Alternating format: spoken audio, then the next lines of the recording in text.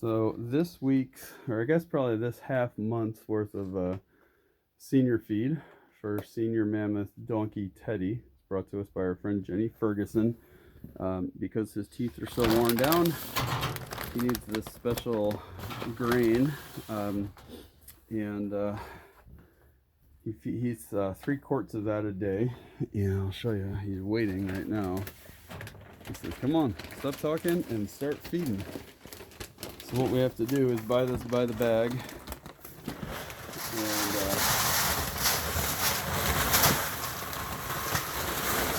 we store it in this trash can, metal trash can, because you get all kinds of weird little critters that want to live in your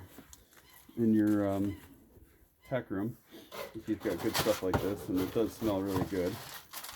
What we do each evening and morning is we take the 3 quarts, we put it in these little feed bags, and even though this guy was at the field all day today eating, he is ready to go.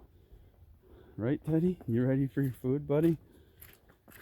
The ground has defrosted quite a bit here, so it sounds like mud because it is. Hey, buddy, I got it right here. Come on. Right here. Come on around. And Teddy has his little special eating spot. He doesn't even have to bend down that far because we made him a table. And yeah. Yeah, buddy. Is it delicious? Look at those ears. So yeah, that's really really helpful, because that stuff is it's about $31 a bag here.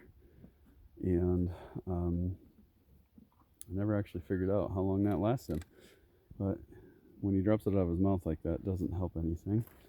So we're actually also in the middle of hay day, so if you don't mind my squishy feet, we'll walk over there and see what everybody's doing. We gotta lock Teddy in here because everybody is jealous of that senior grain. So the donkeys were at the field today. They had a little bit of a reprieve because we've got a couple more days until the snow returns. So got a little work done in here while they were over there. So not a lot of starving Marvins over here, but definitely some hungry babies. Albert is covered in mud because he was rolling. That's great. We saw him, but we didn't get a video of it, unfortunately. And this week's hay is brought to us by our good friend Christine Barnes.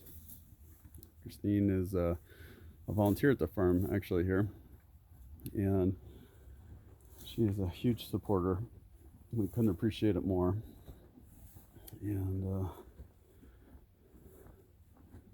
really means the world to us. So they eat, if you haven't been around for a hay day before, they eat first cutting 4x4 bales, and it's in a 1x1 hay net, which slows them down. We'll let Ivan, maybe Albert, demonstrate. He's onto a little bit of a stretch there.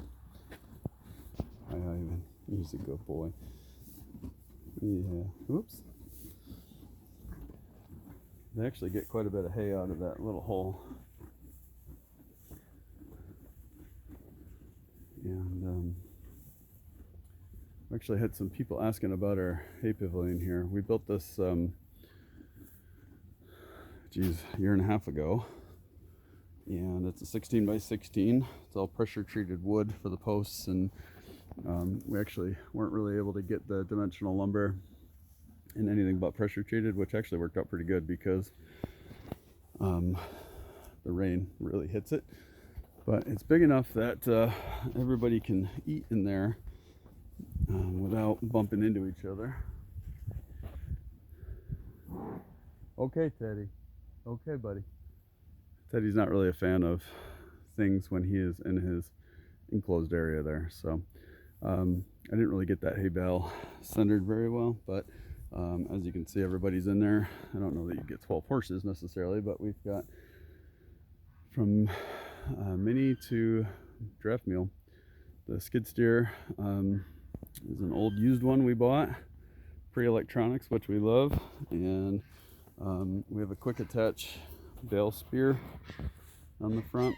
So that spear pokes the hay bale on the round side. The geese are running home. Sorry for all the racket. And bring it in there. It makes it through the eaves. We designed this to be able to bring our tractor in. Luckily enough, it also fits the skid steer we got after the fact. Just a pretty simple design, metal roof. And we're not carpenters by any stretch of the imagination, but we were able to figure it out. And because we needed a dry area for them to eat,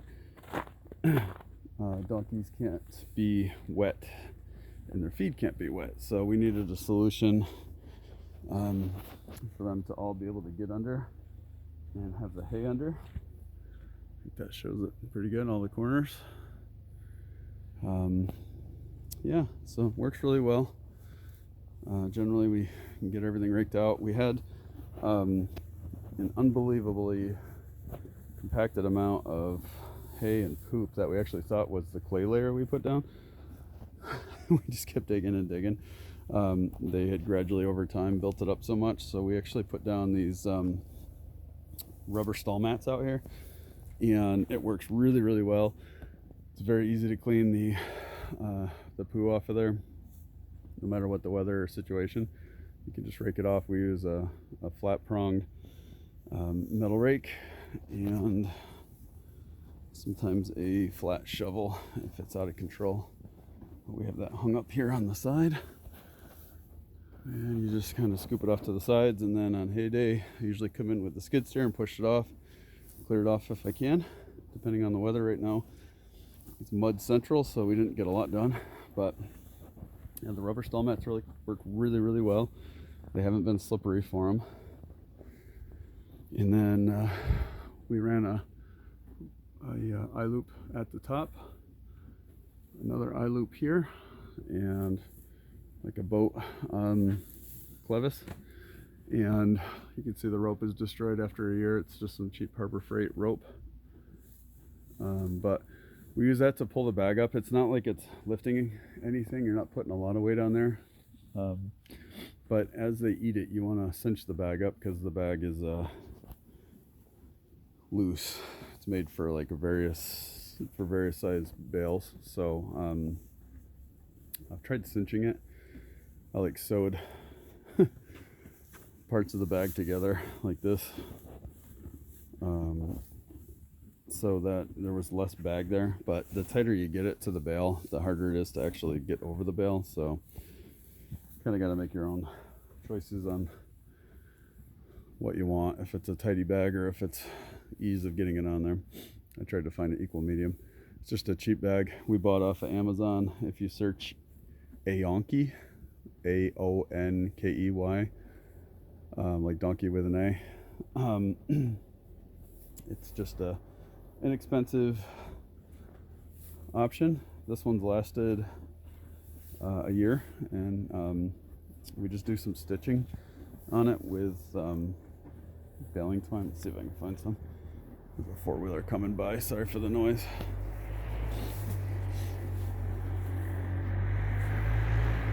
Looks like he has no exhaust on that thing.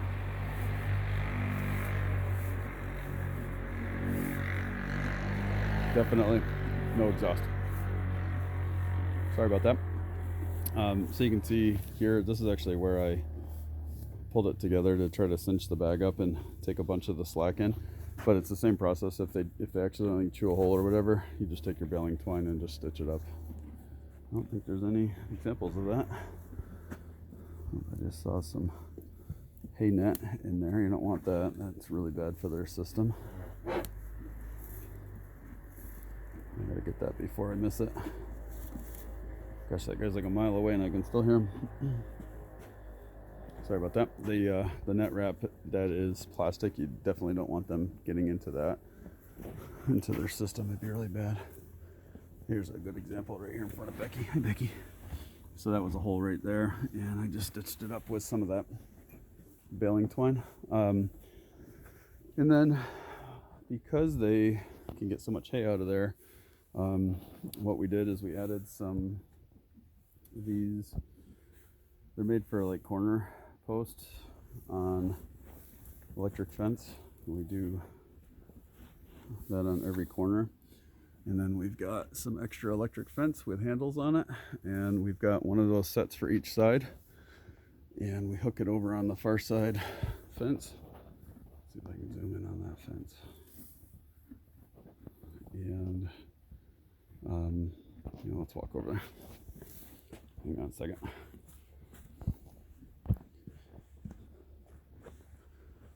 So we just pretty cheap way of doing it here. Please don't mind the net wrap that's on the ground there in our waste pile. We tied that to the electric fence, and as soon as you make the connection around the whole thing, you have got power. So that closes this thing off, gives them a little break during the day, and we do that in between Teddy's feedings. So while he's eating, which we try to feed him between 9 and 10 in the morning and then around 5 at night, they're closed off. They do a lot of sleeping and hanging out, basking in the sun, playing. And then while this is open, they eat. And they do sleep at night. They do take their longer siestas though during the day now. So anyway, thank you again to Jeni Ferguson for sponsoring the senior grain. Oh, here comes Ivan, bowling for donkeys. You learned that one from Albert. It's actually kind of nice to see him being assertive, because he was low man on the totem pole, even though he was third biggest when he got here. So Jeni Ferguson for the hi Lulu, for the bag of senior for our big mammoth Teddy, and our good friend Christine for sponsoring this week's hay bale.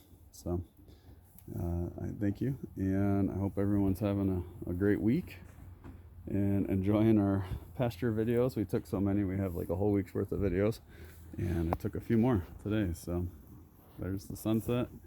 It's gonna wrap our day up. Have a great day. Thank you again, Jeni and Christine.